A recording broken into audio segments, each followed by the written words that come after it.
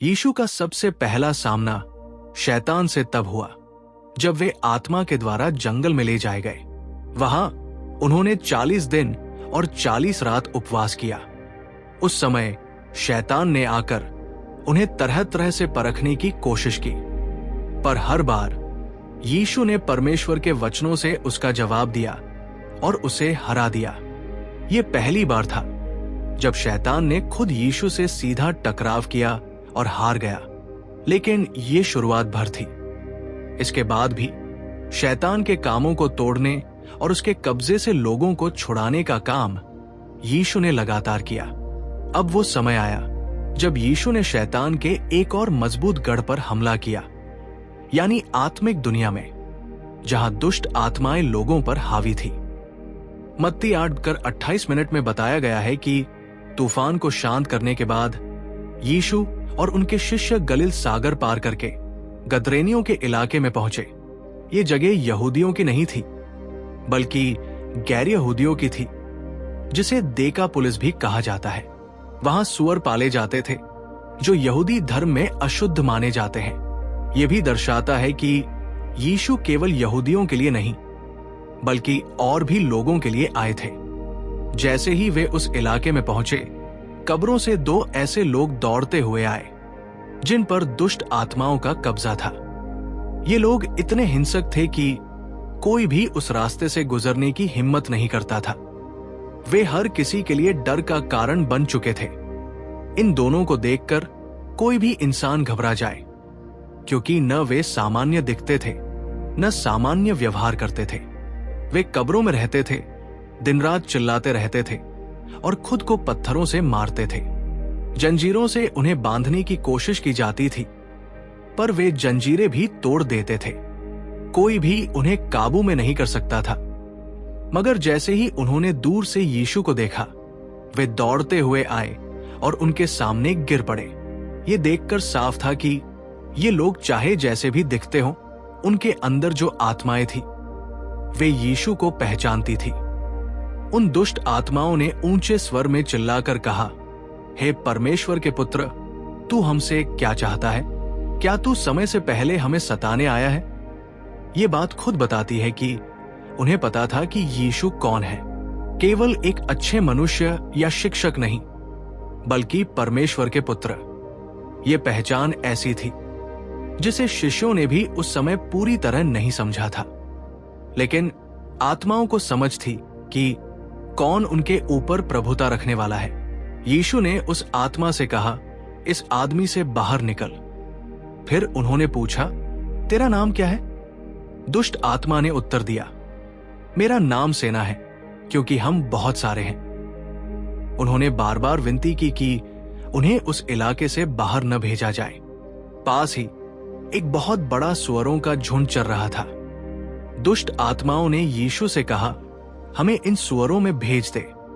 ये मांग सुनने में अजीब लग सकती है, पर इसके पीछे बहुत कुछ छिपा था। पहली बात, वे जानती थी कि यीशु का हुक्म माने बिना वे कुछ नहीं कर सकती। दूसरा, वे किसी भी हाल में शरीर छोड़ना नहीं चाहती थी, चाहे वो इंसान का हो या कोई और जीव का। वे सुअरों में जाकर भी किसी शरीर के अंदर रहना चाहती थी, ताकि इस धरती पर बनी रह सके। तीसरी बात, वे जानती थी कि उनका अंत तय है और समय आने पर उन्हें सजा मिलेगी, लेकिन वे चाहती थी कि अभी के लिए बच निकले, चाहे जैसे भी। उन्होंने समझा कि शायद सुअरों में जाकर वे अपने लिए थोड़ी और मोहलत ले सके। यीशु ने उनकी बात मान ली और बस एक शब्द कहा, जाओ।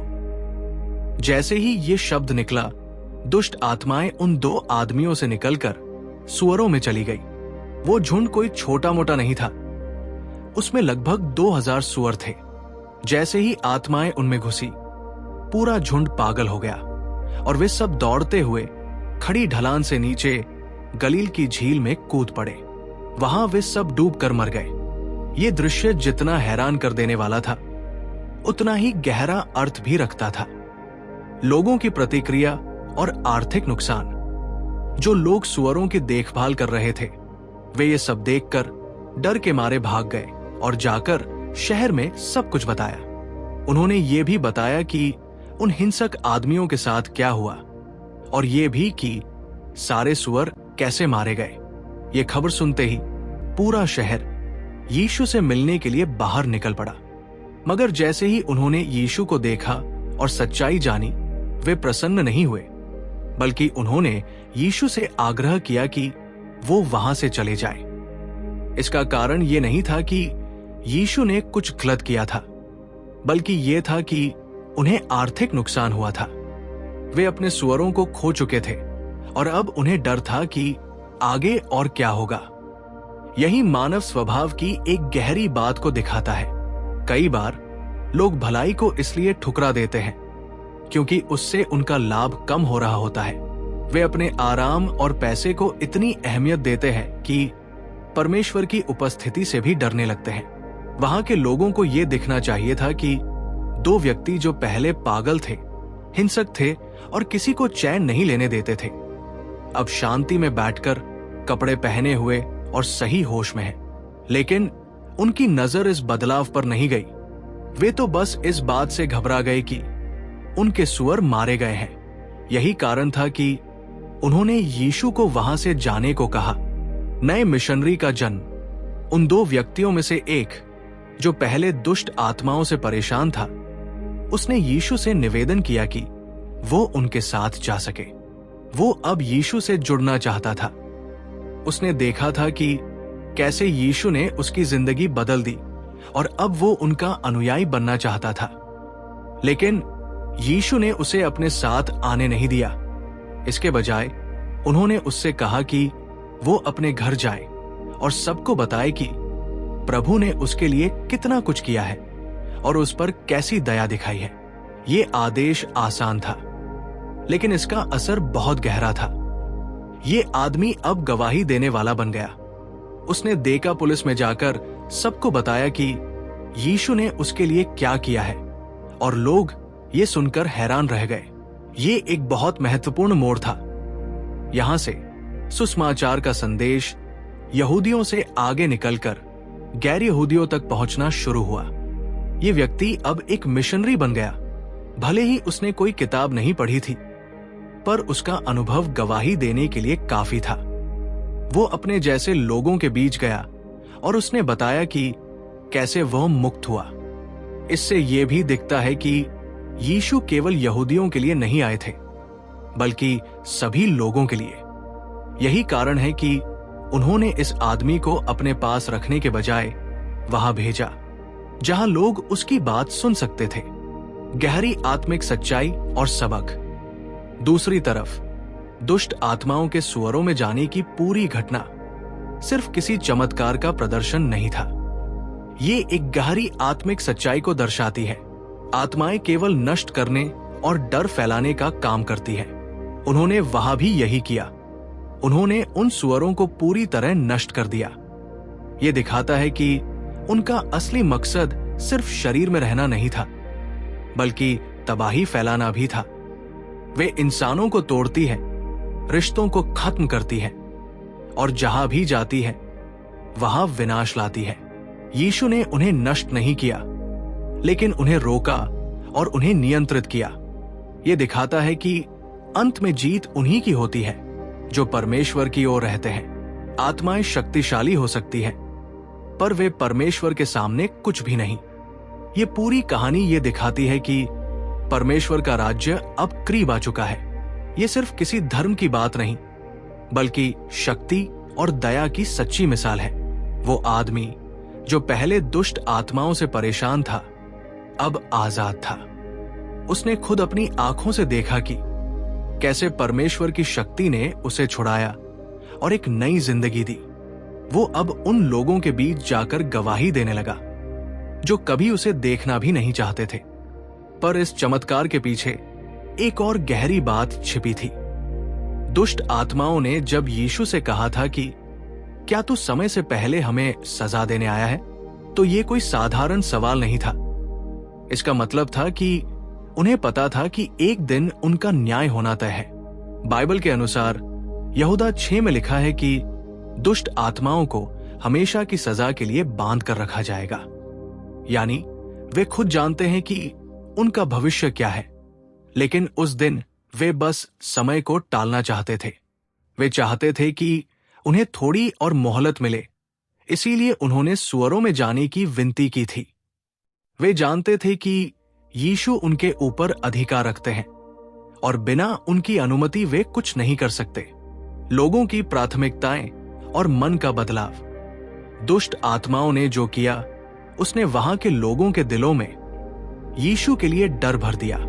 उन्होंने चमत्कार देखा, पर फिर भी वे घबरा गए।